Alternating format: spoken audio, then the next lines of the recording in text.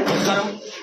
ఈరోజు శ్రీకాళహస్తీశ్వర దేవస్థానం చైర్మన్ గా నన్ను నియమించినందుకు ఉప ముఖ్యమంత్రి శ్రీ పవన్ కళ్యాణ్ గారికి ఆ జన్మాంతం నేను రుణపడి ఉంటాను.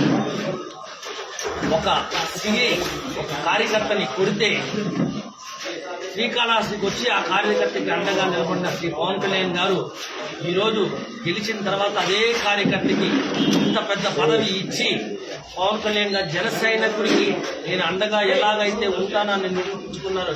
ఆయనకి నిజంగానే నేను పాలాభివందనం చేసుకున్నాను. ఈ కూటమి ప్రభుత్వంలో నారా చంద్రబాబు నాయుడు గారు, సుధీర్ రెడ్డి గారు, మనోహర్ గారు, నాగేంద్రబాబు గారు ఈ అవకాశాన్ని నాకు ఇచ్చినందుకు నేను ఖచ్చితంగా వాళ్ళకి ఎటువంటి చెడ్డ పేరు తీసుకురాకుండా ఆలయ అభివృద్ధికి నేను ముందుండి అడుగులు వేస్తానని ఖచ్చితంగా మాటిస్తున్నాను.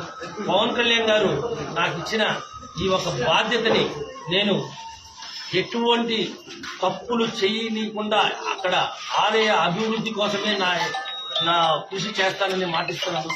జనసేన పార్టీలో ఒక చిన్న స్థాయి కార్యకర్తకి ఎంత పదవి ఇచ్చారంటే ఆ నాయకుడు శ్రీ పవన్ కళ్యాణ్ గారికి మనం ఏమని చెప్పాలి? రాష్ట్రమే కాదు, దేశమే ఆయన గురించి గర్వపడుతుంది. నాకు ఈ పదవి కన్నా కూడా ఆయన ఒక కార్యకర్తకి నిలబడటంలో ఎంత ఆనందం